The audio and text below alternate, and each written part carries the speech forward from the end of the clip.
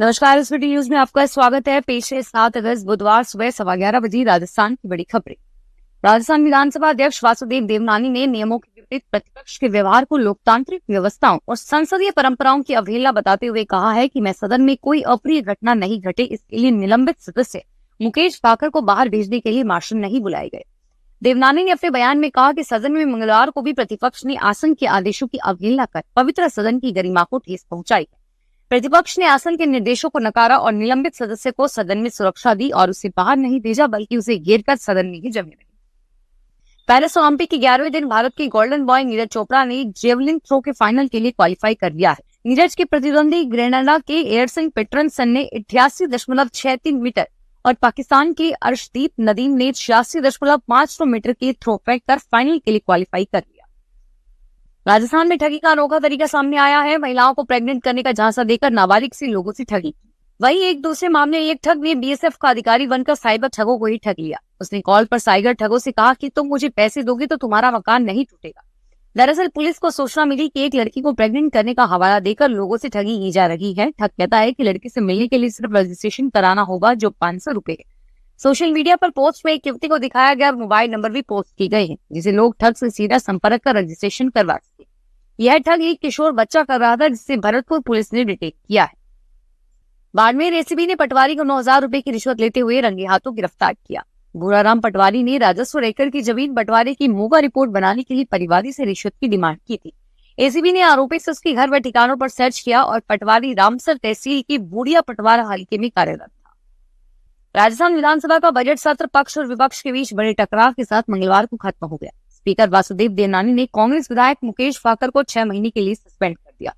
सदन में कानून मंत्री के बेटे को अतिरिक्त महाधिवक्ता बनाने के विषय पर बहस को लेकर सोमवार से लगातार विवाद की स्थिति बनी हुई थी। मुकेश भाकर को निलंबित करने के तत्काल बाद स्पीकर ने सदन की कार्रवाई को अनिश्चितकाल के लिए स्थगित कर दिया। राजस्थान में समान पात्रता परीक्षा ग्रेजुएशन लेवल में अब नेगेटिव मार्किंग भी होगी और यही नहीं, सवाल के जवाब में 5 विकल्प दिए जाएंगे। अभ्यर्थी को किसी सवाल का जवाब नहीं देने की स्थिति में 5वें विकल्प को भरना जरूरी होगा। सीईटी के स्कोर के साथ अभ्यर्थी भविष्य में होने वाले 11 भर्तियों में हिस्सा ले सकेंगे और इस बार समान पात्रता परीक्षा में अभ्यर्थियों को न्यूनतम 400 अंक लाना अनिवार्य किया जाएगा। हालांकि अनुसूचित जाति, अनुसूचित जनजातियों के अभ्यर्थियों को न्यूनतम अंकों में 5% की छूट दी जाएगी। वाराणसी में काशी विश्वनाथ मंदिर के पास मंगलवार सुबह 3 बजे 2 मकान ढह गए और इसमें ड्यूटी पर तैनात महिला पुलिसकर्मी समेत 9 लोग मलबे में दब गए। इसके बाद की सूचना मिलते ही कई थानों की पुलिस मौके पर पहुंची और एनडीआरएफ को बुलाया गया।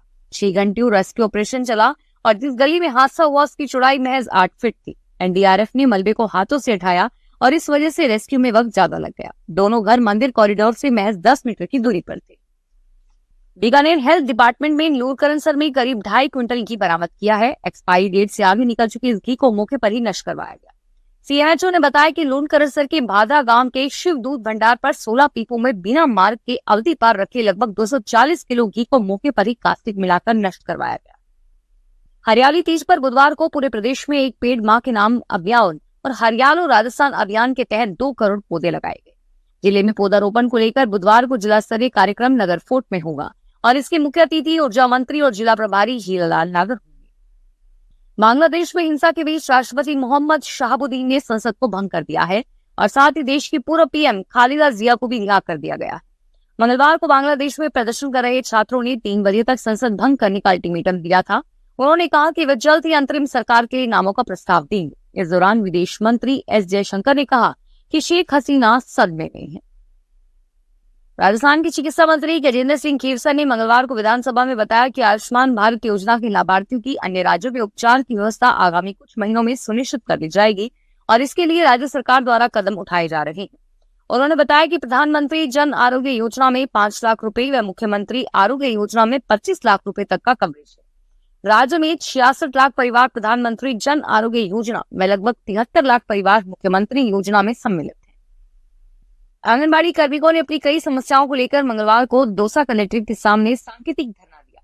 इसके बाद ज्ञापन में उन्होंने बताया कि केंद्र सरकार द्वारा काफी लंबे समय से आंगनबाड़ी कार्मिकों की मानदेय में बढ़ोतरी नहीं की गई है। ऐसे में न्यूनतम मजदूरी के रूप में 18,000 रुपए प्रतिमाह किए जाए। वर्तमान में केंद्र व राज्य सरकार का मानदेय अलग अलग जमा होता है और केंद्र सरकार का 6 माह का मानदेय बकाया। प्रभारी मंत्री व शिक्षा एवं पंचायती राज मंत्री मदन दिलावर 7 व 8 अगस्त को जोधपुर दौरे पर रहेंगे। आज बुधवार को 8 बजे जिला स्तरीय वन महोत्सव कार्यक्रम में वे भाग लेने राजकीय महिला पॉलिटेक्निक कॉलेज स्थित मारवाड़ इंटरनेशनल सेंटर जाएंगे। इसके बाद 10:30 बजे हरियाणा राजस्थान और हरियाली तीज के अवसर पर नगर वन एवं बाबा रामदेव मंदिर जी के पास जैसलमेर रोड पर एक पेड़ मां के नाम अभियान के तहत पौधारोपण कार्यक्रम में भाग लेंगे। राजस्थान के पंचायती राज मंत्री मदन दिलावर ने सोमवार को विधानसभा में कहा कि मनोहर थाना क्षेत्र की पंचायत समिति में विभिन्न रिक्त पदों को शीघ्र भरा जाए। उन्होंने कहा कि वर्तमान में मनोहर थाना में विधानसभाओं की अपेक्षा पर्याप्त संख्या में पद भरे हुए हैं और बताया कि राज्य सरकार द्वारा इस वर्ष बजट में आने वाले 5 सालों में लगभग 4 लाख भर्तियों की घोषणा की गई। सुप्रीम कोर्ट में आप नेता मनीष सिसोदिया की जमानत से जुड़ी 2 जमानत याचिकाओं पर सुनवाई की गई। एक याचिका सीबीआई की जांच वाले भ्रष्टाचार मामले में है तो दूसरी ईडी की जांच वाले मनी लॉन्ड्रिंग मामले में है। कोर्ट में ईडी ने मनीष की जमानत याचिका का विरोध करते हुए कहा कि उसके पास ऐसी दस्तावेज हैं जो यह दर्शाते हैं कि दिल्ली नीति घोटाले में सिसोदिया शामिल है और यह कोई मनगढ़ंत मामला नहीं है।